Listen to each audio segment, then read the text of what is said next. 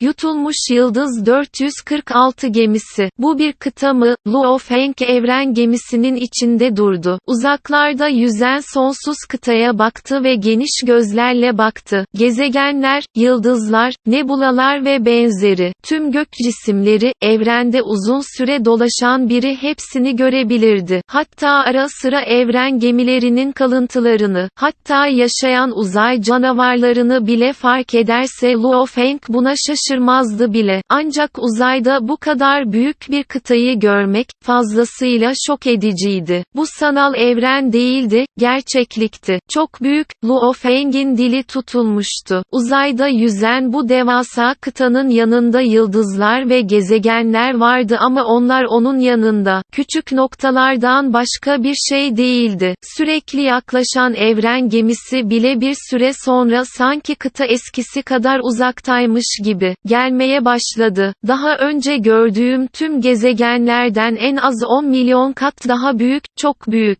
Luo Feng nefesini tuttu. Majesteleri, karargah nasıl? Yanındaki sıska yaşlı adam gülümsedi. Luo Feng merakla sordu, ne kadar büyük, ne kadar büyük? Sıska yaşlı adam başını salladı, eğer karanlık evrende evren aktarımı yapmazsak, sadece evren gemisinin bir yandan diğer yana uçmasına güvenmek en az 10 yıl sürecek.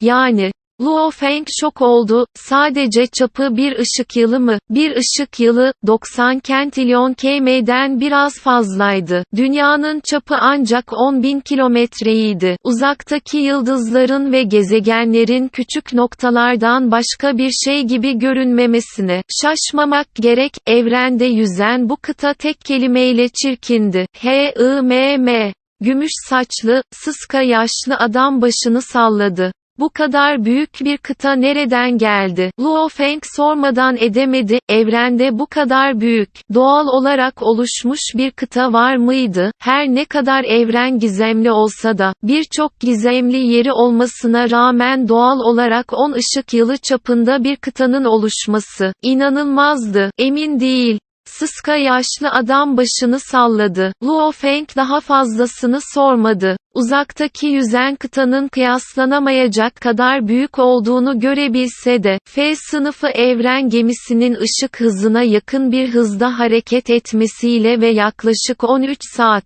sonra nihayet sanal evren şirket merkezinin girişine ulaştı. Uçuş sırasında Luo Feng, bu kıtanın inşasının güzelliğini ve mükemmelliğini takdir ederken yalnızca hayranlıkla bakabildi. Her ne kadar evrenin doğal olarak oluşturduğu bir mucize gibi görünse de gemisi yaklaştıkça Luo Feng bu doğal kıtanın yüksek miktarda teknoloji ile aşılandığını hissedebiliyordu. Majesteleri, bu kıtayı çevreleyen yıldızlar, gezegenler ve nebulalar aslında çok korkunç teknolojik silahlardır. Geminin lüks salonunda sıska yaşlı adam tanıştırdı. Ah, Luo Feng başını salladı, şirketin önlemleriyle, bu gezegenler ve yıldızlar gerçekten de onlar için oyuncak gibi kolayca kontrol edilebilir. Ölümsüzler bile yıldızlarla oynayabilirdi. Sanal şirketin inanılmaz teknolojisiyle, yıldızları ve gezegenleri bir sektör lordunun bile silah olduğunu bildiği şekilde değiştiriyor. Bunlar da muhtemelen sadece gösteri amaçlıydı. Sanal evren karargahının gerçek savunmaları, muhtemelen o kadar basit değildi. Evren gemisi bir açıklıktan kıtaya girdi ve birkaç dakika boyunca ışık hızında uçtu ve sonunda yavaşlayıp durdu. Luo Feng, sektör lordu Shevu ve diğerleri kabin kapısından dışarı uçtular. Dışarıda üniforma giymiş 10 erkek ve kadın bekliyordu. Luo Feng geldiğinde bu 10 kişi, önde yeşil boynuzlu gümüş zırhlı bir adamla hep bir ağızdan şöyle dedi, Majesteleri Luo Feng, Şövalye Feng sizin gelişinizi bekliyor, lütfen takip edin. Ben, H-I-M-M. Luo Feng başını salladı. Teşekkürler Shevu.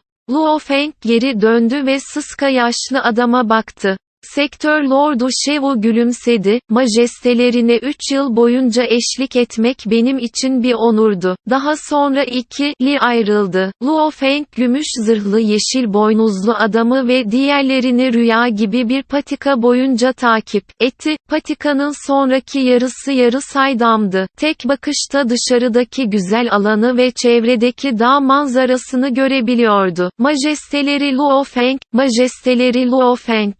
Yolda 3 kişi bekliyordu. Luo Feng yaklaşan 3 kişiye merakla baktı. Majesteleri, sipariş ettiğiniz ürünler bunlar, majestelerinin isteği üzerine değişim burada. Karargahta yapılacak. Üçü hemen eşyaları teslim etti. Luo Feng'in 3 yıllık yolculuğu karanlık evrende olduğundan ve ayrıca eğitiminin çoğunlukla sanal evrende olduğu gerçeğinden dolayı altın gölge kılıcı, mutlak boşluk kalkanı ve satın aldığı yaşam meyveleri hemen bir değişim gerektirmiyordu. Bulutla temas eden asmada zaten yeterince yiyecek hazırlanmış olduğundan bunları karargahta değiştirmeye karar verdi. Elbette illüzyon teknikleri gibi bir şeyi sanal evrende öğrenmişti. Teşekkürler. Luo Feng bir bakmak için açıldı ve onu hemen saklama halkasının içinde tuttu. O sırada oval şekilli büyük bir salona alındı. Salonun tüm çevresi tamamen şeffaftı. Yukarıya bakıldığında sonsuz alan görülebiliyor, uzaktaki güzel manzaraya bakılabiliyor. Ayrıca evren gemileri de görülebiliyordu ve ölümsüzler gibi kayan yıldızlar geçip gidiyor. Lu Feng, deli, geldin. Haha, deli. Luo Feng'in girişi hemen birçok kişi tarafından memnuniyetle karşılandı. Uzun Yun, Wuka, Jiangmo. Luo Feng güldü ve hemen her birine el salladı. 3 yıl boyunca Yuqiang Dağı'nda sıkı bir eğitim aldı. Aynı genç grubu 3 yıl boyunca oldukça fazla etkileşimde bulunmuştu. Yalnızlığı tercih eden küçük bir grup dışında çoğu iyi arkadaş oldular. En azından sohbet edip gülebildiler. Yalnızlığı tercih edenler olabilir ama bunun nedeni aynı zamanda onların çok yalnız olmaları, kendi seviyelerinde kimseyle hiç tanışmamış olmalarıydı ve Dahiler Savaşı'nın tüm evrenindeki ilk bine girebilmek için en azından birbirlerinin güçlü yanlarını tanıyacaklardı. İyi arkadaş olmak normaldi. Rong Jun gelmedi mi? Luo Feng çevresini inceledi. Birazdan burada olacak, neredeyse karargahın yakınında. Manka Prensi Wuka kayıtsız bir şekilde güldü. Gel, buraya otur. Benzer şekilde mutlak başlangıç bölgesinde de 8'i diğerlerinden daha yakındı. Sadece salonun içindeki oturma düzeninden bile rahatlıkla görülebiliyordu. Bu 1000 kişinin içinde klikler ve çemberler oluşmuştu. Bolun. Luo Feng pencerenin yanında beyaz giysili bir gencin oturduğu tarafa baktı. Luo Feng gülümsedi ve bağırdı. Beyaz giysili genç dönüp baktı.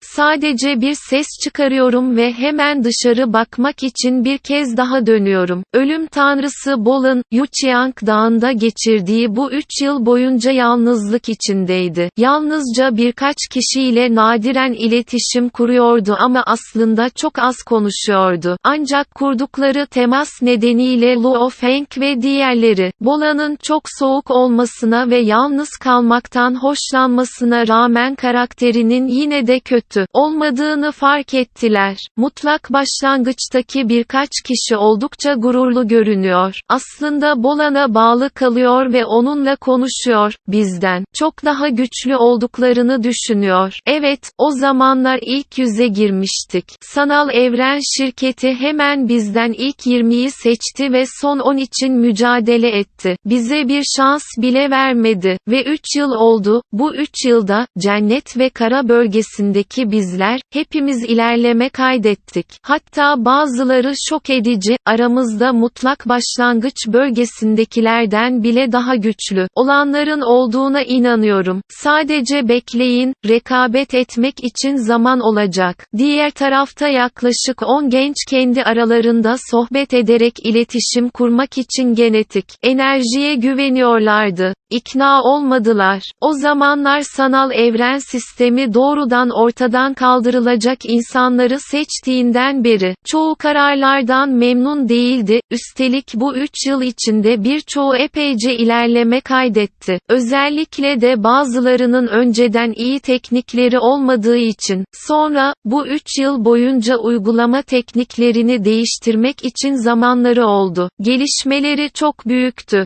Artık hepsi kendinden emindi. Yaklaşık 6 saat sonra 1000 kişinin tamamı toplanmıştı. Hepinizin dikkatine, lütfen beni takip edin. 1000 kişi toplandığında, sade ama zarif beyaz bir elbise giymiş kırmızı gözlü bir adam kısık sesle konuştu. Yaydığı aura 1000 gencin içinde sanki normal bir insan zehirli bir yılanla karşıyaymış gibi bir korku duygusu uyandırdı. Uzun boylu, kırmızı gözlü adam salonu terk etti ve hemen 1000 genci tamamen bastıran güçlü, yenilmez bir aura yaydı.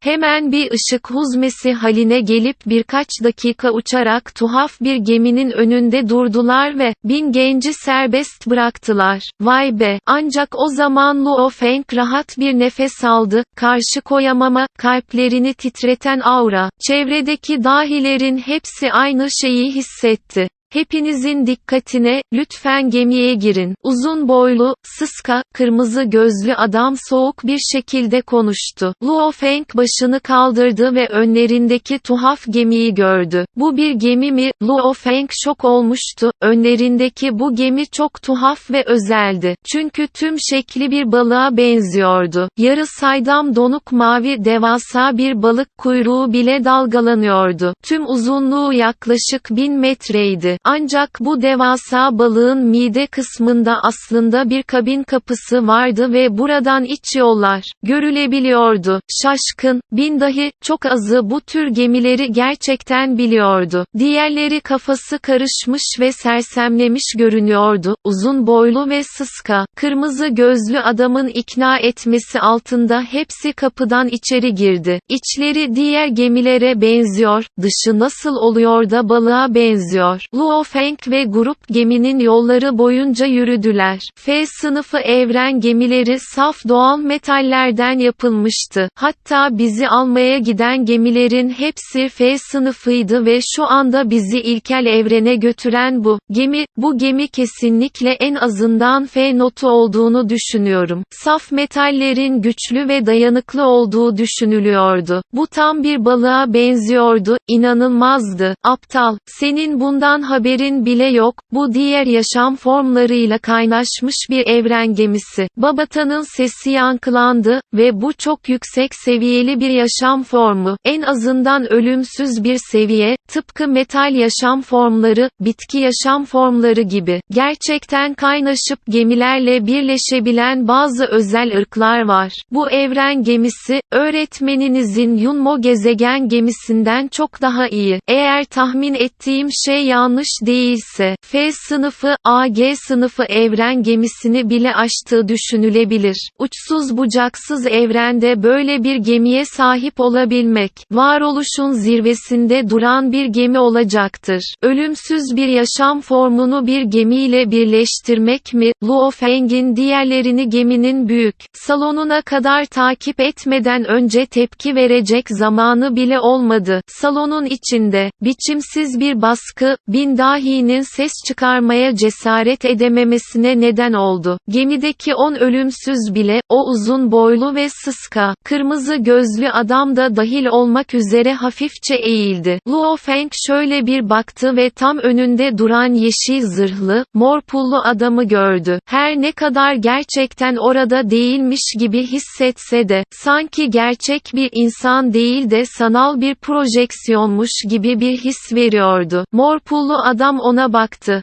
Gençlere şöyle dedi, haydi, ilkel evrene doğru yola çıkalım. Gümbürtü, balık gibi evren gemisi kuyruğunu salladı ve anında bulunduğu yerden kayboldu. Yutulmuş Yıldız 447 ilkel kaos şehri, büyük salonun içinde, 1000 dahinin hiçbiri böylesine korkutucu bir ölümsüze karşı ses çıkarmaya cesaret edemedi. Sanki üzerinize baskı yapan bir dağ gibiydi. Fiziksel olarak oradaymış gibi gibi görünen ama aslında hiç de orada olmayan bu mor pullu adama karşı tamamen farklıydı. Onlara kasıtlı olarak baskı yapmıyordu. Bu onun doğal aurasıydı ve doğal olarak başkalarının ona saygı duymasını sağlıyordu.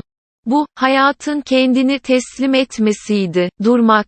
Dışarıdan gök gürültülü bir kükreme yankılandı. Evren gemisinin içine girdi ve sonunda tüm gemide yankılandı. Bu düzeyde bir baskıyı hisseden, tüm dahiler hala şoktaydı. Bunlar sadece bir grup yıldız seviyesi olduğundan ve bazıları evren seviyesine ulaşmış olduğundan, tamamen çaresizdiler. Bu kadar büyük varlıklara karşı, eğer auralarını kontrol etmeselerdi muhtemelen sadece bir bakış bile ruhlarını paramparça ederdi. Sonuçta dahiler sadece dahilerdi, henüz gerçekten güçlü değillerdi. Onların yolu daha yeni başlamıştı. Benim, evrenin yolunu aç. Mor pullu adam kayıtsızca konuştu. Sesi evren gemisinden geçti ve dışarıda bile yankılandı. Gürültü, dışarıdan hafif bir gürleme geldi ve gemi yoluna devam etti.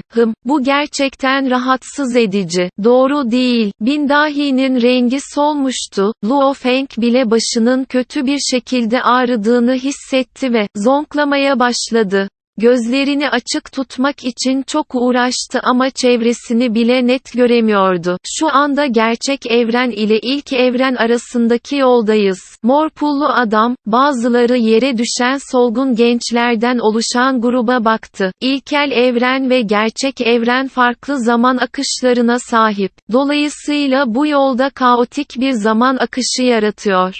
Bu hepinizi bir süre rahatsız edecek. Bin gençten yalnızca 300'ü zorlukla ayakta durabildi. Artık net göremiyorum. Luo Feng gözlerini açık tutmak için çok çabaladı. Vay be, Luo Feng, bu efsanevi evren yoludur.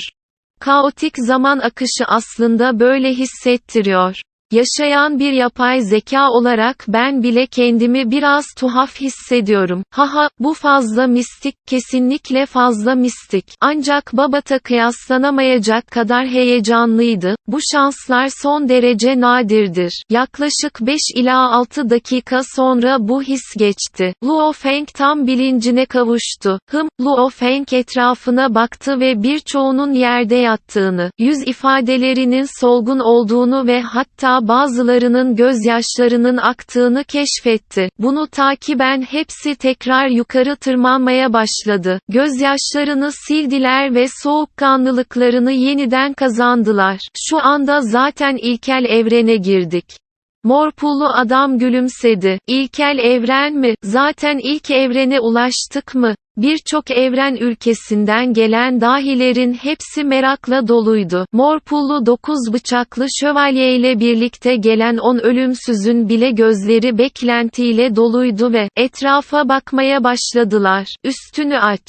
Mor pullu adam söyledi. Çiçi, büyük metalik çatı aslında salonun üzerinde otomatik olarak açılıyor ve şeffaf bir cam, dış katmanı ortaya çıkarıyor. Salonun üstü anında şeffaflaştı ve herkes bu katmandan dış dünyaya bakmak için başını kaldırdı. Luo Feng'le başını kaldırdı, bir bakışta dışarıda karanlık bir auranın dolaştığını, üstlerinden bir miktar enerjinin aktığını keşfetti. Uzakta, birbirinden ayrılan toprakları ve gökyüzünü zorlukla seçebiliyordu. Hatta büyük miktarlardaki gravürler bile boşluklardaki bu yarıklardan akıyor. İplikler içeri ve dışarı doğru örülüyor, gravürler her yerde yüzüyor. Neredeyse yavaş yavaş toprağı ve gökyüzünü yeniden inşa eden ve büyüten bir tezgah gibi. Bu, Luo Feng, uzakta kristal benzeri ipliklerin aktığı, oymalarla dolu bir alanın açıldığını hissetti. 10 ölümsüz bile yukarıya bakmaya devam ediyordu. Ara sıra düşünmek için gözlerini kapatıyor ve sonra tekrar gözlemlemek için açıyorlardı.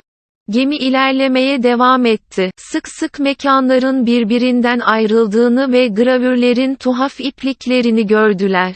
Yıldızların ve gezegenlerin hepsinin kendi yaşam süreleri vardır. Bu evrenin de kendine ait bir ömrü var, sadece inanılmaz derecede uzun. Mor pullu adam gülümsedi, bu ilkel evren, bir evrenin başlangıç aşamasında olduğu zamana ait yeni bir evrendir. Bu dönemde evren sürekli olarak kendini geliştirecek ve yeniden oluşacaktır. Dolayısıyla evrenin kökeni yasaları ortalıkta akıp gidecek ve gözler için çok açık olacak. Evrenin uzay yarıkları yeniden büyümeye ve iyileşmeye devam edecek. Hatta akan enerji akışlarının tümü kendi içinde köken yasalarını içeriyor. Luo Feng ve 1000 kişinin geri kalanı, gözleri fal taşı gibi açılmış ve şaşkın bir halde dinlediler. Her yerdeki yarıkları yeniden inşa eden kristal iplikler, üzerinde gravürler bulunan bu büyük miktarlardaki iplikler, hepsi evrenin köken kanunları, enerji akışı mıydı? İçinde yaşadığımız evren kıyaslanamayacak kadar geniş, devasa ve mükemmeldir. Mor pullu adam şöyle dedi ve mükemmel olduğu için enerji akışını kolayca göremiyoruz. Bu nedenle kavramak çok daha zordur. Ancak ilkel evrende çıplak göz bu tür enerji akışlarını kolaylıkla tespit edebilir. Hepiniz farklı yasaların birlikte ne kadar mükemmel çalıştığını, evrenin nasıl oluştuğunu ve yasa enerjisinin nasıl aktığını gördünüz. Her şey gözle görülebildiği için burada anlaşılması çok daha kolay oluyor. İlk evrenin isim listesi kıyaslanamayacak kadar değerli. Mor pullu adam 10 ölümsüze bakarak söyledi. 10 ölümsüzün hepsi yukarı bakmaya devam etti, belli ki her dakikaya değer veriyorlardı. Kapalı. Mor pullu adam söyledi. Çatı hemen kapatıldı. Aslında Luo Feng, uzaydaki yarıklara ve gravürlerin ipliklerine bakarak sanal simülasyonun, böyle bir şeyi simül edemeyeceğini anladı çünkü bu gravürler sadece görülmek için değil, hissedilmek için de tasarlanmıştı. Bunu simül etmek için yalnızca teknolojiye güvenmek yeterli değildi. Eğer simül edilebilseydi, ilkel evrene girmeye bile gerek kalmayacaktı. Bir süre sonra Primal Kaos şehrine varacağız. Mor pullu adam şöyle dedi, ilkel kaos şehri, ilkel evrendeki katılımcıların eğitim aldığı ve yaşadığı yerdir. Hepiniz benim altımdasınız, umarım 30 yıl sonra hepinizi hayatta görürüm, dedi. Burada ölebilir miyiz? Tehlike mi var? Luo Feng ve diğerleri şüpheliydi. Unutma, Primal Kaos şehrine girdikten sonra, önce seni karşılayan kişiyi dinle. Kuralları net bir şekilde dinle, ah geldik. Mor pullu adam dedi ve evren gemisinin hızı yavaşlamaya başladı. Bu büyük balık, bu geniş evren uzayında yolculuğuna başladı. Çatının kapanmasından bu yana geçen kısa sürede büyük balıklar havadaki antik kente doğru uçtu. Mide bölümü kabininin kapısı açıldı ve 1000 dahi dışarı uçtu. Bunun ardından kapı kapandı ve büyük balık kuyruğunu sallayarak hemen uzakta kayboldu. Bu ilkel evrenin hissi kesinlikle özeldir. Bu gerçekten rahat hissettiriyor. Doğru, son derece rahat.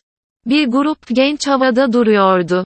Luo Feng antik görkemli şehre baktı. İlkel evrenin içinde inşa edilmiş bir şehir olarak, bir derinlik havası yayıyordu. Uzakta siyah bir ışık uçtu. Hepinizin dikkatine, ben ilkel kaos şehrinin alıcısıyım.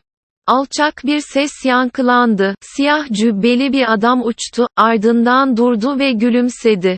Kafası yeşil pullarla doluydu. Bu şehre ilkel kaos şehri denir. Onun varoluş süresi, evren ülkelerinizin çoğunun kendisinden bile daha uzundur. Şu anda sanal evren şirketi, Hyuchak Dojosu, Evren 1. Bankası, Evren Galaksi Bankası ve Evren Paralı Askerleri tarafından yönetiliyor. Sessizlik. 1000 genç, Primal Kaos şehrinin bu alıcısına baktı. Beni takip et. Alıcı gülümsedi ve aşağı uçtu. 1000 kişi aşağıya doğru uçtu ve şehrin sokaklarına indi. Yol, birkaç 10 kişinin sıraya girmesine izin verdi. İlkel kaos şehri çok uzun zamandır var. Alıcı önden yürüdü ve yürürken şunu açıkladı, İlkel kaos şehrine gelen katılımcılar arasında, birçok mutlak varlık zaten üretilmiştir.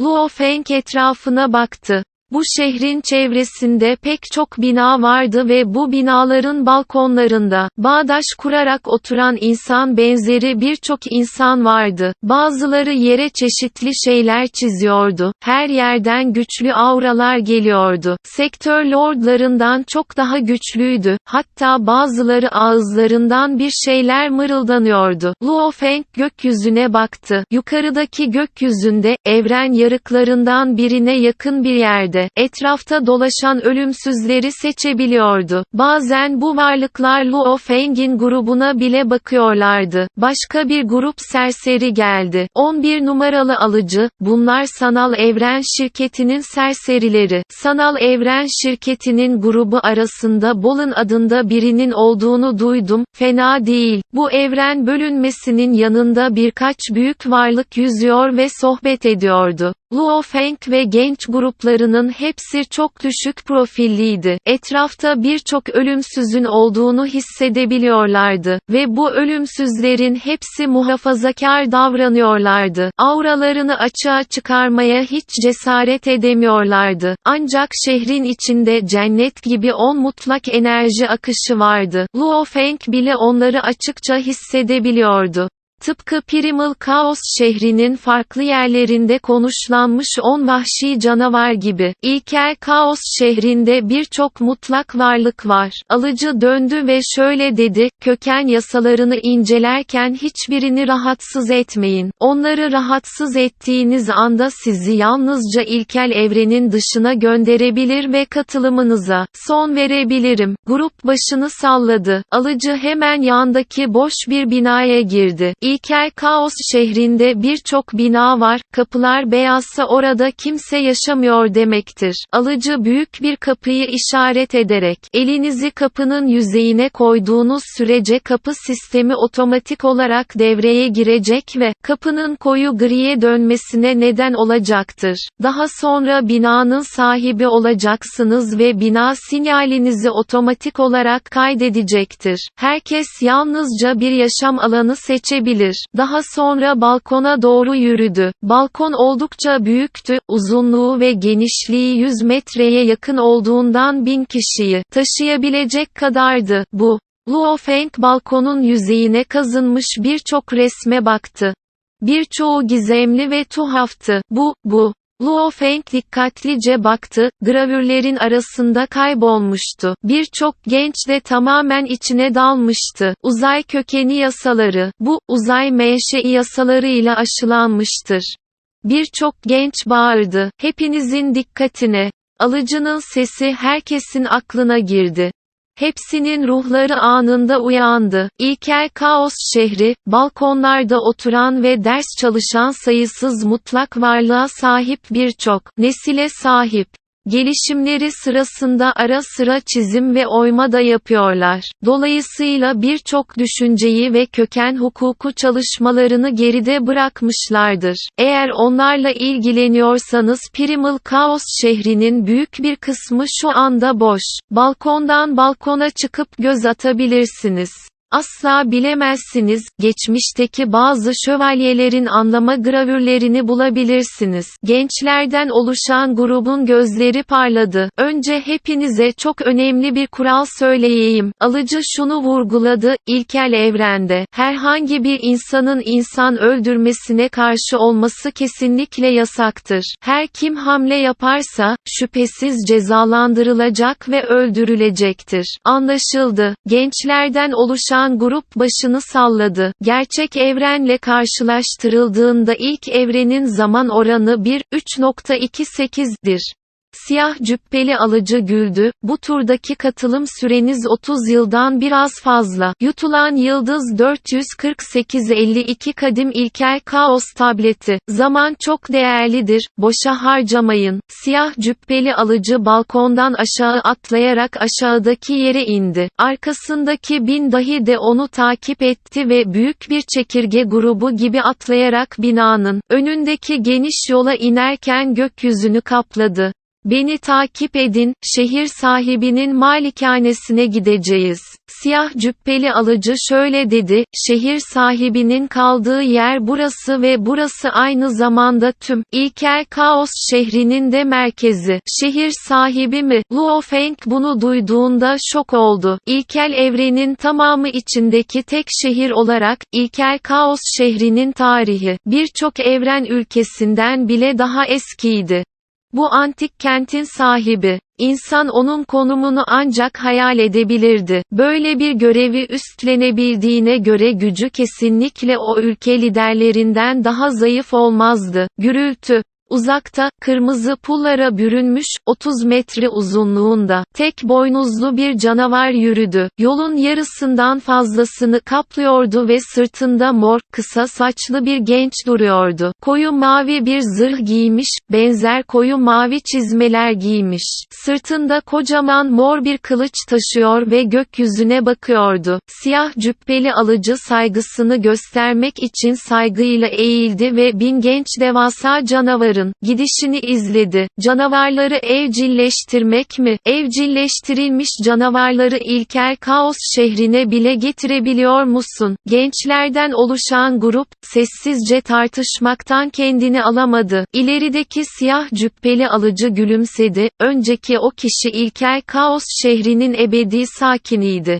Ebedi bir sakin olarak evcilleştirilmiş hayvanları getirme ayrıcalığına sahip. Sonsuz sakin mi? Buraya girmek isteyen ölümsüzlerin bile slotun kıyaslanamayacak kadar pahalı ve değerli olduğunu duydum. Gençlerin hepsi şok olmuştu. Luo Feng yardım edemedi ama haykırdı. Bu nasıl olabilir? Kendi öğretmeni, ölümsüzler arasında güçlü bir varlık olmasına rağmen, ilkel evrene girmek için bir yer bile alamıyordu. Ancak önceki genç görünümlü adam ebedi bir ikamet sahibi miydi? Hiçbir şey imkansız değildir. Siyah cübbeli alıcı gülümsedi. Kişi yeterince büyük bir katkıya ya da mutlak güce sahip olduğu sürece ve sonunda ittifakın kabulünü aldığı sürece ebedi sakin olabilir. Luo Feng düşündü. İttifak mı?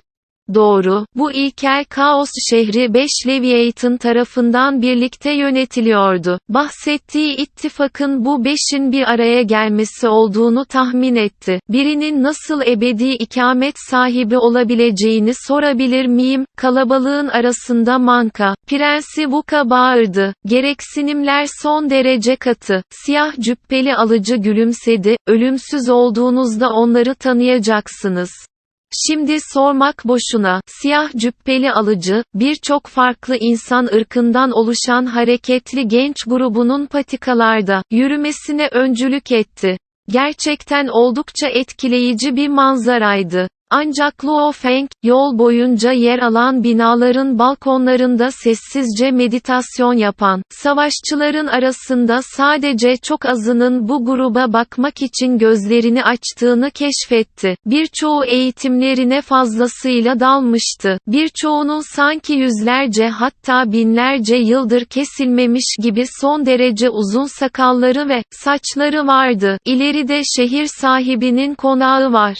Siyah cübbeli alıcı ileriyi işaret ediyordu. Luo Feng başını kaldırdı. 300 metrenin üzerinde yükseklikte görkemli bir yapı vardı. Binanın üzerinde evren dilindeki en göz kamaştırıcı 3 kelime uzaktan bile net bir şekilde görülebiliyordu. Şehir sahibi konutu. Sadece bu sözlere bakınca, insan buna kapılmadan edemiyordu. Sanki bu kelimelerin içinde yeni bir uzay, hatta evren gizliydi. İnsanın tüm odağı, bu kelimelerin içinde onun içine çekilmekten ve evren boşluğuna girmekten kendini alamadı. Bu Luo Feng'i o kadar şok etti ki başını eğdi ve tekrar bakmaya cesaret edemedi. Şehir sahibi konutu anlamına gelen 3 büyük kelime. Sadece hızlıca bir göz atın ve ona çok sık bakmayın. Siyah cübbeli alıcı güldü. Bu onların içinde kendini kaybetmene neden olacak. Normalde ölümsüzler bile ona bakmaya cesaret edemezler. Ah, bu mistik mi? Daha önce bu 3 kelimeyi fark etmeyen birçok siyahiler merakla başını kaldırıp baktı ve hepsi buna kandı. Haha, siyah cübbeli alıcı sahneye gülmeden edemedi. Normalde mutlak savaşçılardan oluşan gruplara katılırdı. Daha katı olması ve kendini rahatsız hissetmesi gerekirdi. Ancak bu serserilerle durum çok daha rahatlatıcıydı. Oldukça yakın gibi görünse de yürümeye devam ettikçe oldukça uzakta olduğunu fark ettiler.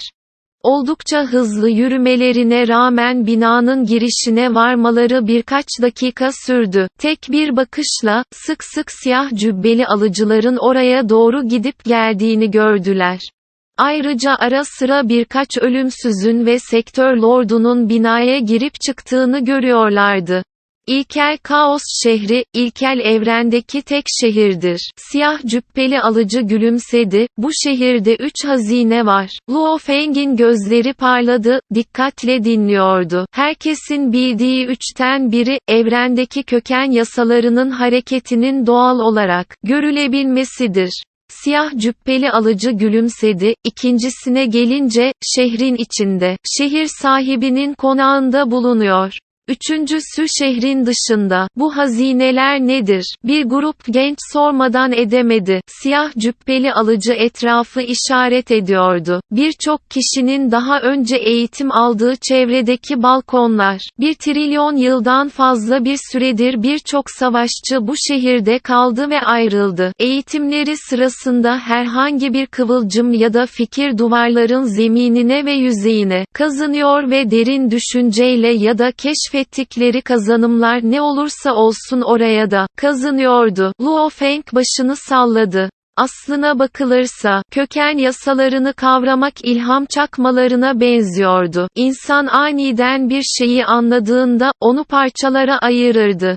Nihayet, her ne kadar bazı insanlar gelişigüzel bir şekilde bir satır kelime yazsalar da, birkaç yıl sonra bu birkaç kelimeye bakmak, o zamanın hafızasını kolaylıkla sarsabilir. Ve ironiktir ki, biri bunu bilgisayara yazsa, birkaç yıl sonra ona bakmak hiçbir şeyi hatırlamaya bile yardımcı olmayabilir. Kişisel olarak çizim yapmak ve yazmak çok iyi bir kavrama ortamıydı. İlkel Kaos şehri, bu tür bir gelenek sayısız yıldır ortalıkta var. Siyah cübbeli genç haykırdı, plakların tümü gelişigüzel geride bırakıldığı için hiçbir kural yok. Hatta birçoğu sadece tuhaf küçük parçalar. Dolayısıyla birçoğunun burada sadece biraz faydası oluyor. Fakat, 1 trilyon yıldan fazla bir süredir, bu türden sayısız ilham ve kayıt parıltısı, geride çok güçlü ve sistematik eğitim yardımları bıraktı. Siyah cübbeli alıcı şunu vurguladı. İlkel Kaos şehrimizde aynı zamanda en değerli 52 ilkel Kaos tableti de var. Her tablet çok sayıda gizemli resim ve benzeri kaydeder. Bu 52 tablet, eğitimin 52 büyük yoludur. Bunlar doğrudan zirveye çıkan yollar. Eğer kişi bir tabletin tamamını bile anlayabilirse, o zaman anında evrende mutlak bir varlık haline gelecektir. Kendi evren ülkenizi açmak bile basit olurdu. Luo Feng nefesini tutmaktan kendini alamadı, yanındaki Savage Rongjun, Manka gençliği ve 1000 erkek ve kadının hepsi heyecanlıydı. Zirve yolları ile aşılanmış 52 ilkel kaos tableti. Sadece bir tableti anladıktan sonra bir evren ülkesi açılabilir mi? Bu 52 ilkel kaos tableti bu şehirde bulunan ikinci hazinedir. Siyah cübbeli alıcı gülümsedi. Üçüncü hazineye gelince, o şehrin dışında, girişte özel detayları olan bir taş anıt var, hepiniz gidip ona bakabilirsiniz. Grup büyük bir heyecanla bekliyordu. Birinci ve ikinci hazinenin her ikisinin de herkese büyük faydaları oldu, bu üçüncü hazinenin bundan azı olamaz. 52 ilkel kaos tableti. Siyah cübbeli alıcı şöyle dedi, eğitim için ilkel kaosa gelen herkesin onlara bakmak için bir şansı olacak. Her seferinde toplam 7 gününüz olacak. 7 gün, grup baktı, bu kadar kısa mı? İlk kaos tabletleri insanlığın hazineleridir. Bunlar herhangi bir teknik e-kitabından daha açıktır ve gücün zirvesine giden yollardı. Sizin gibiler için sadece 7 günlük izleme yeterli olacaktır. Siyah cübbeli alıcı hemen giriş kapısına doğru yürüdü. Girin, tabletinizi almaya hazırlanın. Rezidans çok büyük bir yerdi.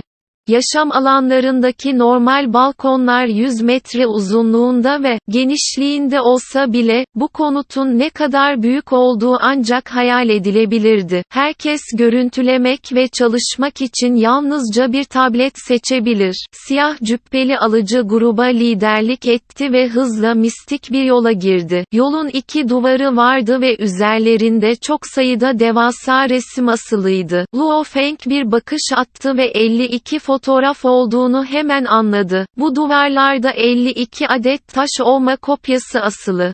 Her resim ilkel kaos tabletlerini tasvir ediyor. Öncelikle bunlara bir bakacaksınız ve her ne kadar orijinal tabletlerin enerji akışlarını, içlerine aktaramasalar da, yine de size kendi orijinal enerji akışlarının bir parçasını hissettirecekler. Sadece bu 52 resme bir bakın ve sonra hangi tableti inceleyeceğinize karar verin. Siyah cübbeli alıcı konuştu. Gençlerden oluşan bir grup yol boyunca yürüdü ve duvarlardaki 52 resim karşısında hayrete düştü. Tabletleri sadece bu resimlerden seçmek zorundaydılar. Her resim özellikle 10 metre uzunluğunda ve genişliğindeydi ve yanlarında isimleri yazıyordu. Hepinize yarım saat vereceğim. Siyah cübbeli alıcı yolun dışında duruyordu. Luo Feng ve grup etrafa bakmaya başladı. Luo Feng başlamak için rastgele birini seçti. İlk baktığında gökyüzüne yükselen kadim bir ağaca sahipti. Yaprakları zaten sarıydı ve sayısız yaprakları dökülüyordu. Bu resmin ortasında havada süzülen yapraklar. Luo Feng'in zihinsel hesaplamasıyla bir anda kesinlikle 10.000'den fazla yaprak olduğu sonucuna vardı. Resimde sarı yapraklar birbiri ardına dökülüyordu. Ağacın üzerinde hala birkaç yaprak vardı ama zemin tamamen bunlarla kaplıydı. Bakıyor. Luo Feng havada süzülen yaprakların birbiri ardına gelen askerler gibi bütün bir ordu oluşturduğunu hissetti. Her yüzün karmaşık küçük bir grup oluşturduğu, sadece bir yaprak daha eklediği bu kıyaslanamayacak derecede karmaşık oluşum, 101'in oluşumu anında daha da büyülü ve mistik hale getirdi. Bir dakika kadar. Babata'nın sesi zihninde yankılandı ve onu uyandırdı. Luo Feng, tüm resimlere bakmak için sadece yarım saatin var. Bir resim üzerinde 1 dakikadan fazla zaman harcayamazsın. Anlaşıldı. Luo Feng uyandı ve o resimdeki isme baktı. Muzu ilk kaos tableti. Bu Luo Feng'in kaşlarını kırmasına neden oldu. Muzu gezegeniyle bağlantısı var mı? Fazla düşünmeye cesaret edemiyordu. Sonuçta incelenecek 52 fotoğraf vardı. Luo Feng hızla geri kalanını görmeye gitti. O yarım saat içinde kendisi için en uygun olanı bulması gerekiyordu. Ve en uygun olanı, yalnızca eğitimi için en yüksek verime sahip olandır. Muzu tabletine gelince, Luo Feng'e baktığında biraz baş ağrısı verdi. 101 yaprak, 100 yaprak oluşumuna kıyasla 100 kat daha büyülü ve mistikti. 10.000'den fazla yaprağın ne kadar değişip gelişeceğini hayal etmek imkansızdı. Resim üstüne resim, tam bir sessizlik. Bin dahi açlıktan ölmek üzere olan kurtlar gibiydi. Birçok resme bakarken gözleri parlıyordu. Önceleri, resimlere bakarak tabletlerini seçmek zorunda kalmaktan memnun değillerdi. Ancak yine de kendilerini tamamen resimlere kaptırmışlardı. Neyse ki herkesin onlara hatırlatacak kendi yapay zeka sistemleri vardı. Aksi takdirde yarım saatin tamamını tek bir resim üzerinde harcayacaklardı. Luo Feng önündeki büyük resme baktı. Üzerinde çok sayıda eğik çizgi vardı. Her işaret farklı bir his veriyordu. Resmin tamamında toplam 10.081 eğik çizgi vardı. Resmin adı Scared Heart ilkel kaos tabletiydi. Pekala, yarım saatiniz doldu, bana tablet tercihlerinizi söyleyin, ben de kaydedeyim. Siyah cübbeli alıcı bağırdı. Yutulan yıldız 449 gökyüzünün ve yerin rengi değişiyor. Ejderha düzeni ilkel kaos tabletini seçiyorum. Rüzgar gölgesi ilkel kaos tabletini seçiyorum. Siyah cübbeli alıcı grubun en dış katmanından yürüyerek yavaşça içeriye doğru ilerledi ve aynı anda dahilerin her birine seçimlerini sordu. Ancak kalabalığın arkasında Luo Feng kaşlarını çattı ve bakışları 52 resmin üzerinden geçti. Dürüst olmak gerekirse, bu 52 taneden toplam 38 tanesi onun dikkatini çekti ve ilgisini çekti. Buna Muzu Primal Chaos tableti de dahil. Onu baştan çıkarmış olsa da yine de çok karmaşık bir akış hareketiyle işe yaradı. Benim için en uygunu. Luo Feng soldaki resme ve uzaktaki sağdaki resme baktı. En sevdiği 9 evren ilkel kaos tableti ve gördüğü son resim olan yaralı kalp ilkel kaos tableti. 9 evren tabletine baktığında tüm varlığı içten heyecanla neşelendi ve 9 evren tabletinin Nan Shen silahının ilerleyişi için en uygun olduğunu hissetti. Ufak değişikliklerle bunu yakın dövüş teknikleri bile dahil edebilirdi. Ancak yaralı kalp tableti Luo Feng'e baktı. Zihninde beliren becerileri ve bıçak işlerini belli belirsiz görebiliyordu. Bu 10.081 eğik çizginin tamamen aşırı seviyede bıçak işçiliği içerdiği söylenebilir. Hangisini seçmeliyim? Luo Feng kaşlarını kırıştırdı. Hepsini eğitmek istiyordu. 9 evreni Nan Shen silahı için en uygun olanıydı. Yaralı kalp tableti ise kılıç işçiliği için en uygun olanıydı. Elbette şu anki gücü hala çok zayıftı. Son derece derin elementlerle aşılanmış karmaşık tabletlerin her birinden yalnızca çok küçük parçaları seçebiliyordu.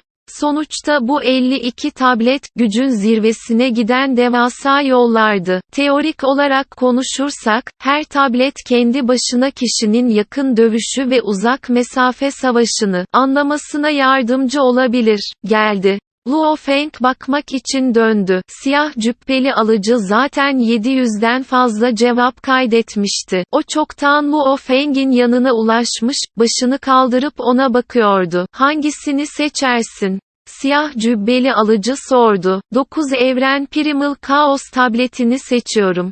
Luo Feng ciddi bir şekilde cevap verdi. Siyah cübbeli alıcı başını salladı ve kolundaki ekran bunu hemen kaydetti. Döndü ve bir sonraki kişiye devam etti. Yaralı kalp tableti ve 9 evren tableti her ne kadar favorilerim olsa da ve yakın dövüş yeteneğim hızlı bir şekilde gelişiyor olsa da, en güçlü becerim şüphesiz ki uzun mesafeli saldırılarımdır. Şu anda yakın dövüşüm gelişiyor. Esas olarak Moşa klonunun illüzyon tekniklerini eğitmesi sayesinde, gerçek bir savaşçının bu kadar güçlü olabilmesi için her türlü beceriye ve tekniğe ihtiyacı yoktur. Eğer hepsi güçlüyse, bu aynı zamanda genel olarak o kadar da güçlü olmadıkları anlamına da gelir. Güçlü noktamı güçlendir. Güçlü noktalarımı sürekli güçlendirerek onları mutlak ve güçlü hale getiriyorum. Bu gerçek bir mutlak savaşçı ve yaralı kalp tableti altın kökeni yasalarının girişinden başlıyor. 9 evren tableti ise uzayın kökeni yasasından yaklaşıyor. Pek çok köken kanunu arasında şüphesiz en güçlü olanı uzay ve zamandı. Seçmek zorunda kalsa güçlü olanı seçerdi. Siyah cübbeli alıcı yolun sonuna kadar yürüdü ve herkesin cevabını dönüp gülümseyerek kaydetti. Seçeneklerinizi zaten gönderdim, beni takip edin. Luo Feng ve 1000 kişinin geri kalanı siyah cübbeli alıcıyı takip etti ve daha derine gitmek için o yolu terk etti. Sonunda boş bir eğitim alanına yol açtı. Bu eğitim alanı son derece boş ve ferahtı, yaklaşık 10 kilometre uzunluğunda ve genişliğindeydi. Eğer bu dünyadan sıradan bir insan olsaydı uçtan uca göremezdi. Doğal olarak Luo Feng ve diğerleri her şeyi net bir şekilde görebilirdi. Boş eğitim sahasında 1000 kişi toplanmış, siyah cübbeli alıcı önlerinde duruyordu. Şu anda 52 tabletin gizli odalarından 12 tanesinde şu anda insan var, diğer 40 tanesi boş. Siyah cübbeli alıcı önündeki gruba baktı, şimdi bu 40 boş odanın adını okuyacağım. Yanshan İlkel Kaos Tableti, Yaralı Kalp İlkel Kaos Tableti. Siyah cübbeli alıcı hızlıca 40 ismi rapor etti. Tek nefes. Bu 40 tableti seçenler hemen ilerideki sol girişe doğru yönelsinler. Gizli odalara girmeniz ayarlanacak. Alıcı mesafeyi işaret ediyordu. Antrenman sahasının sol ucunda 30 metre yüksekliğinde bir giriş vardı. Şimdi oraya gidin. Hemen, en az 800'den fazla genç ışık huzmesi haline geldi ve arkalarında 100'den biraz fazla genç bırakarak ayrıldı. Bir süre bekleyeceksiniz. Siyah cübbeli alıcı şöyle dedi, seçtiğiniz tabletlerin içinde şu anda insanlar var. İçeride başkaları varken herhangi birinin odayı açıp onları rahatsız etmesi kesinlikle yasaktır. Bu nedenle, onlar bittiğinde hepiniz içeri gireceksiniz. Beklemeniz gereken en uzun süre sadece 3 gün olacak. Bu şekilde şehir sahibinin konutunun kulesine gidebilirsiniz. Siyah cübbeli alıcı ileriyi işaret etti. Önce orada antrenman yapabilirsin. Sıranız geldiğinde hepinize bilgi vereceğim. Luo Feng, Savage Rongjun ve 139 gencin geri kalanı yalnızca kuleye gidebildiler. Çok şanssız. 52 ilkel kaos tableti, bunlardan sadece 12 tanesinde insan vardı ve o aslında biziz. Yol boyunca gençler biraz çaresizdi. Savage Rongjun gülümsedi ve Luo Feng'e baktı. Luo Feng, sen ve ben gerçekten silah kardeşiz. İlk ona birlikte girdik. İlk 5 savaşa kadar. Hatta seçimler bile tabletlerden her ikisinde de seçimlerimizin içinde insanlar var. H-I-M-M. Luo Feng başını salladı ve sordu, hangisini seçtin? Ben, devasa balta tableti.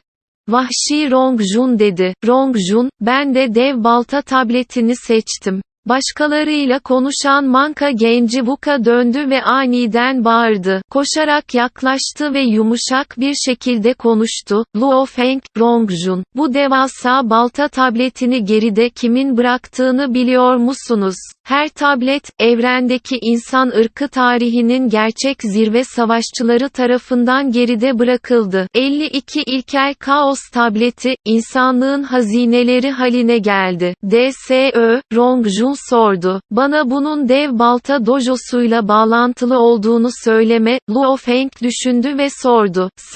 Wuka başını salladı ve yumuşak bir şekilde şöyle dedi, bu devasa balta tableti, 5 büyük Leviathan'dan biri olan devasa balta dojo'nun kurucusu tarafından geride bırakıldı. İnanılmaz bir güce sahip, onu tamamen anladığın anda, bu sadece, tek kelimeyle cennet gibi. Tüm evrende varoluşun zirvesi haline gelirsiniz.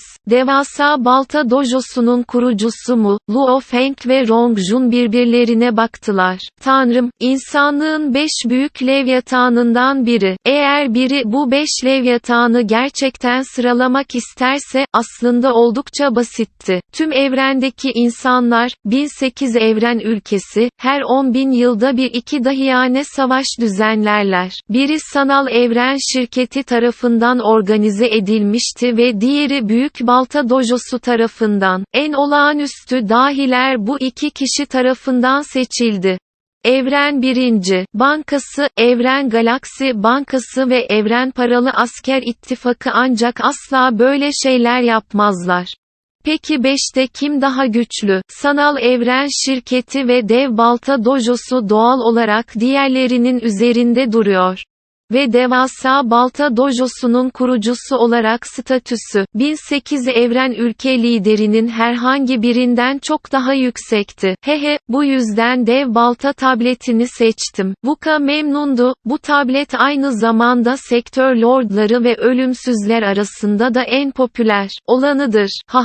Rongjun güldü. Luo Feng dudaklarını seyirtti. Tabii ki diğer tabletler de hiçbir şekilde sıradan değil. Aksi takdirde devasa balta tabletinin yanına dikilme hakkını asla kazanamazlardı. Wuka, Luo Feng'i teselli etti. Luo Feng, o 9 evren tabletini doğru düzgün çalış. Hala parlak bir geleceğin var.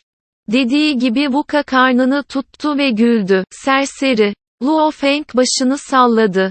Rezidansın kulesinde, Luo Feng ve 100'den fazla gençten oluşan grup içeride oturup uzaklara bakıyordu. Çok büyüktü. Tüm ilkel kaos son derece büyüktü. Şehrin dışındaki uzak bölgeler tamamen bulanıktı ve net bir şekilde görülmesi zordu. Önemli olan şuydu, ilkel evrende büyük miktarda ilkel kaotik enerji akıyordu. Bu da insanların çok uzağı görememesine neden oluyordu. Çok rahat. Bu ilkel evren, gerçek evrenden çok daha rahat. Gençlerden oluşan bir grup tartışıyordu. Luo Feng de bunu hissedebiliyordu. İlk evrene girdiklerinden beri tüm vücudu kıyaslanamayacak kadar rahattı, içten dışa, zihinselden bedenine kadar hepsi rahattı. İlkel evrenin nedeni budur. Uzakta, bol mor, altın rengi uzun bir cübbe giymiş orta yaşlı bir adam yaklaştı. Sanal Evren şirketi tarafından düzenlenen bu seferki dahiyane yarışmanın kazananları siz misiniz?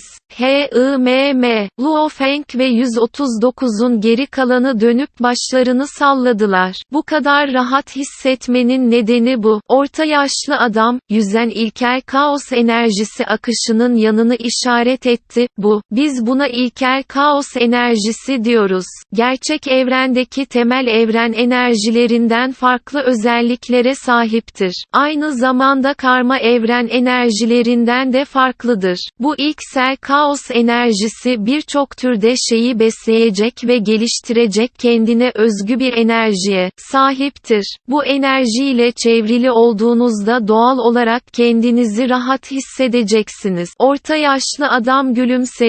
Luo Feng ve diğerleri anladı. Ancak bu tür enerji yalnızca ilkel evrende mevcut. Mor altın rengi uzun cübbeli orta yaşlı adam başını salladı. Bu enerjiyi gerçek evrene geri getirmeye çalışsanız bile, yalnızca diğer enerji biçimlerine dağılacaktır. Luo Feng ve bir grup genç bu güçlü savaşçıyla sohbet ederken, birden, gürültü, uzak diyarlarda ve göklerde güçlü dalgalanmalar oluyordu. Sesler hem yeri hem de gökyüzünü sarsıyordu. Vay canına, öfkeli bir kükreme tüm ilkel kaos şehrinin göklerinde yankılandı. Korkunç bir yıldırım enerjisi anında 10 milyonlarca liyi deldi ve binaların balkonlarındaki, güçlü savaşçıların hepsinin gözlerini açıp uzaklara bakmasına neden oldu. Luo Feng ve o güçlü enerji tarafından bastırılan grubun hepsi solgunlaşmıştı. Kuleden şok olmuş görünüyorlardı. Uzakta, antik bakır zırh giymiş uzun ve sağlam bir boğa devi, neredeyse yerin ve gökyüzünün tanrısı gibiydi. Neredeyse kendi boyutunda devasa bir baltayı sallıyor ve o anda bir ışın demeti olan başka bir, büyük varlığa doğru savuruyordu.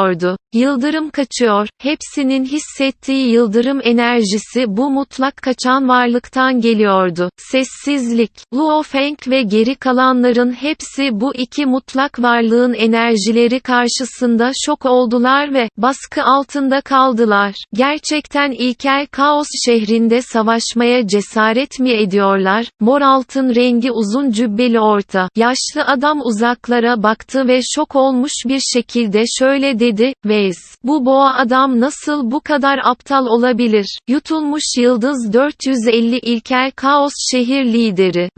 Birkaç günlüğüne Primal Kaos şehrine girdin ve gerçekten Leibo'ya karşı harekete geçmeye cesaretin var mı? İlkel kaos şehrinde harekete geçmek ölümü aramak değil mi? Şehrin içindeki bulanık kaos enerjisine kapılmışken şehrin sonunu görmek imkansızdı. Birçok binanın balkonunda, evrenin savaşçılarının hepsi gözlerini genişçe açtı ve uzaktaki iki kişiye baktı. Kovalanan kişi tamamen yıldırımla kaplanmıştı. Yıldırımın tüm gökyüzünü delip geçmesine bilerek izin vermişti. Kükreme, Uzun boylu ve dayanıklı vahşi boğa devi, parlak kırmızı gözleriyle o korkunç devasa baltayı sallarken öfkeden kuduruyordu. Rakibi de yıldırım mızrağını sallarken aynı anda kaçtı. Etraflarındaki alan ufalandı, kaos enerjisi her tarafa dalgalandı. Sahibinin ikametgahının kulesinde, Luo Feng ve gruptaki bireylerin hepsi solmuştu. Onlar sadece karıncalar gibiydiler, uzaktaki ikisi ise dev antik tanrılar gibiydi. Bu ikisi. Luo Feng nefesini tuttu, uzaktaki parçalanan uzaya baktı, gözleri geniş açıldı. Onlar çok güçlüler. Ölümsüzler aslında o kadar korkunç ki, karşılaştığı ölümsüzlerin çoğunlukla sanal evrendeydi. Gerçekte tanıştığı kişiler bile auralarını kontrol ediyorlardı. İlk kez bir ölümsüzün gerçekten öfkelendiğine tanık oluyordu ve bu öfke sadece bir dalgayla, evrendeki alanı parçalamaya yetiyordu. Sadece onun gücü uzayı kırabilir mi? Luo Feng yukarıya baktı. Havada yıldırım yılanları dalgalanıyordu. Yıldırım 10 milyon liyi deldi. Ellerinin bir hareketiyle kolayca bir gezegeni yok edebilirlerdi. Bunlar ölümsüzdü. Luo Feng sonunda anladı. Gürültü, tüm ilkel kaosun içinde şehir öfke dolu bir kükreme yankılandı. Aniden yer ve gökyüzü tamamen karardı. Luo Feng, uzaydaki ilk ara sıra meydana gelen bölünmelerin ve ufalanmaların kendiliğinden mühürlendiğini, akan köken yasası enerjilerinin ve hatta kaos enerjilerinin tamamen sessizleştiğini ve tamamen hareket etmeyi bıraktığını fark ettiğinde şok oldu. Uzakta iki mutlak savaşçı da sustu. Gürültü, üstlerinde büyük miktarda kaos enerjisi neredeyse dağ büyüklüğünde dev bir el oluşturmuştu. Bu kaos enerjisi eli, göklerin tamamen parçalanması gibi şiddetli bir şekilde yere çarptı. İki ölümsüzün gözlerinde şok ve korku vardı. Weiss ve Leibo, bu ikisinin 1008 evren ülkesinde bile güçlü ölümsüzler olarak oldukça yüksek bir itibarları vardı. Yine de, neredeyse ezilmiş tofu gibi anında toza dönüştüler. İlkel Kaos şehrinin güçlü savaşçılarının hepsi geniş gözlerle baktılar. İkisi de baruttan başka bir şey olmadı, ruhları bile toza dönüştü. Çihli, uzak uzayda, toz hızla yeniden toplanmaya başladı. İki insan şekli oluşturdu, biri dev boğa, diğeri yıldırımın yuttuğu sıska adamdı. Her ikisinin de yüzleri solgundu.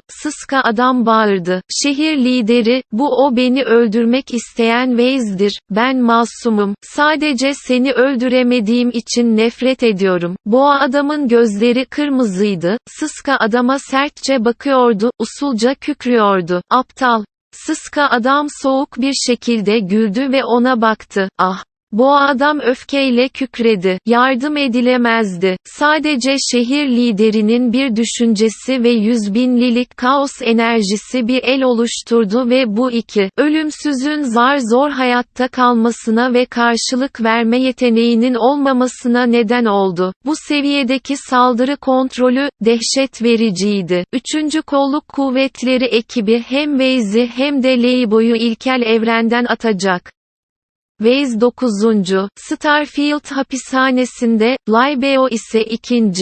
Starfield hapishanesinde kilitlenecek. Metal izleri veya benzeri bir şeyle dolu alçak bir ses, tüm ilkel evrende yankılandı. Evet, şehrin havasında yankılanan bir cevap yankılandı. 5 kan renkli ışık kolluk kuvvetlerinin üzerine doğru uçtu. Daha önce ağır bir darbe almış olan iki ölümsüzün hiçbir direnişi yoktu ve en ufak bir kırgınlık izi bile yoktu. Ekibi itaatkar bir şekilde takip ettiler ve tamamen kan kırmızısı bir evren gemisiyle ayrıldılar. O kan kırmızısı evren gemisinin içinde, Weiss, şanslı sayılırsın.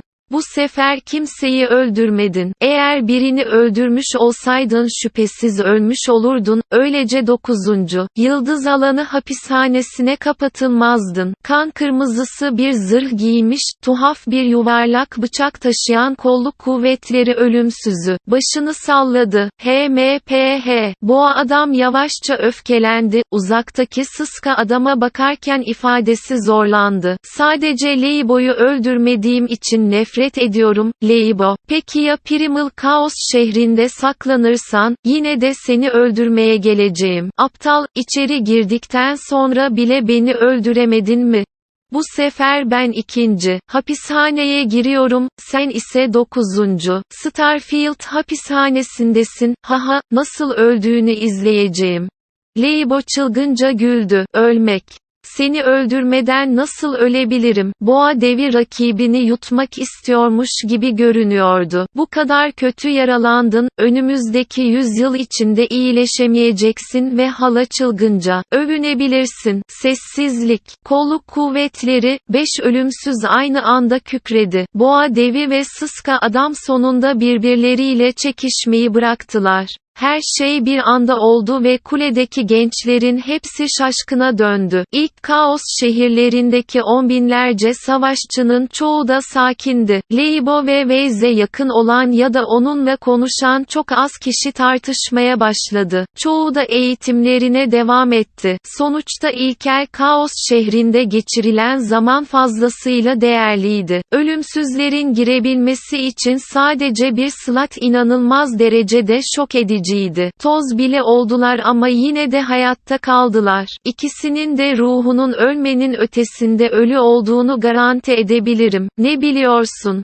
Bu iki ölümsüz zaten ölümsüz vücut seviyesine ulaştı. Her hücresine zihinsel anılar aşılanmıştır. Ruhları yok edilip küle dönüşse bile, bir hücre kaldığı sürece hızla enerjiyi emebilirler ve vücutları parçalanıp eski formlarına kavuşabilirler. Ölümsüz beden mi? Ölümsüzler arasında bile çok az kişinin bu seviyeye ulaşabildiğini duydum. Bu iki ölümsüzün hiçbir anlamı yok. Bu hareketi yapan şehir lideri gerçekten dehşet verici bir varlıktı. Sadece bir düşünceyle bile kendini göstermedi, tüm evrenin uzayı hareketini durdurdu. Hatta uzay yarıkları ve köken kanunu gravürleri bile durdu. Dahiler grubu hararetli bir şekilde tartışıyorlardı. Luo Feng ve grup olup bitenler karşısında hem şok oldular hem de heyecanlandılar. Özellikle de şehir liderinin bu hareketi, tek kelimeyle bunaltıcıydı. Kanları adrenalinle doldu, bunun nedeni şehir liderinin kendisini bile açıklamadığını ve, aslında şehrin içindeki tüm alanı kontrol ettiğini görebilmeleriydi. Bu ne kadar büyük bir anlaşmaydı. Tüm evren yasaları, tüm ilkel kaos şehri hareketini durduruyor. Bir anda tüm varlıklar donmaya zorlandı, bu hangi seviyedeydi? Tek kelimeyle inanılmaz. İlkel kaos şehrinin lideri olabilmek için konumunun tüm evren ülke liderlerinden çok daha yüksek olması gerekir. Tüm evrende bile mutlak bir varlık olmalı. Sadece bir düşünceyle tüm evren uzayını kontrol edebiliyor ve hareketini dondurabiliyor. İlkel kaos şehrinin lideri Luo Feng tamamen şaşkına dönmüştü. Kendisini evrenin efendisi gibi hissetti. Doğru, usta. Kahretsin, 60 milyon yıldan fazla bir süredir öğretmenini takip ediyorum. Hiç bu kadar güçlü ve acımasız bir varlık görmemiştim. Babatan'ın yüksek sesi zihninde yankılanıyordu. Bu iğrenç. Bir evren ülkesi liderinin hamle yaptığını gördüm. Bir anda alanı kontrol etmesi ve bir yıldız alanı içindeki sayısız kişiyi yok etmesi veya yaralaması nedeniyle bunun korkunç olduğunu düşündüm. Ancak o ilkel kaos şehir liderinin saldırısıyla karşılaştırıldığında hala sönük kalıyor. Bu lider kesinlikle zirve bir varlık olmalı. Hatta bu ilkel evrenin ona ait olduğunu bile hissediyorum. Luo Feng başını salladı. Gerçekten de şehrin liderin olduğu ve liderin de evrenin kendisi olduğu hissi vardı. İlkel evren, yalnızca bir tane ilkel kaos şehri var. Birçok evren ülkesinden çok daha eski. Bu şehrin lideri, uçsuz bucaksız evrenin gerçek zirvesindeki varlıktır. Luo Feng tamamen nefesini tuttu. Ölümsüz olma güvenine ve hatta bir evren ülkesi lideri olma yolunda ilerleme gücüne sahipti. Ne olursa olsun en azından bu hayalini görüp dokunabilmişti. 1 trilyon yıldır düşmeyen, yeni bir evren ülkesi açan bir evren ülkesi lideri. Bu zaten ilahi bir hedefti. Evrendeki tüm insanlığın tarihinde, bir evren ülkesi liderinin ortaya çıkması trilyonlarca yıl sürdü. Dolayısıyla bunun zorluğunu ancak hayal edebiliriz. Daha da yüksek ilkel kaos şehir liderine gelince, Luo Feng, gençliğinde gökyüzüne bakarken hissettiği gibi hissetti. O ölümlüydü, o lider tanrıların kendisi gibiydi. Bu kadar küçük birinin yukarıya bakması onu meraklandırdı. Burası normal bir insanın ulaşabileceği bir yer mi? Trilyon yıl boyunca egemen olan evren ülke liderleri, hepsi inanılmaz varlıklardı ve hatta öğretmeninizin ömrü boyunca, yeni evren ülke liderlerinin üretildiğine dair hiçbir haber yoktu. Bir evren ülkesi liderinden bile daha mı güçlü? Tanrım! Babata tamamen delirmişti. Antik ilkel kaos şehri, Luo Feng ve bir grup genç kulede durup gökyüzündeki boşluklardaki yarıkları izliyorlardı. Bu bölünmelerin birbiriyle iç içe geçmiş köken kanunları vardı. Onları izlemek, köken kanunları ve tuhaf dalgacıklarının birbirine karıştığı hissini veriyordu. Luo Feng ve grup içeriye dalmışlardı. Hepsi köken yasalarının kapısından adım atmış dahilerdi. Bu yüzden doğal olarak içine dalmak çok kolaydı. Girişten içeri adım atmayan normal bir dövüşçü ya da ruh okuyucusu olsaydı, önlerindeki bu sahneyi izlerken yalnızca şaşkına dönerlerdi. Uyarılmışlardı. Yüzlerce kişiden hepsi gururlu dahilerdi. Hepsi kendi evren ülkelerindeki mutlak dahilerdi.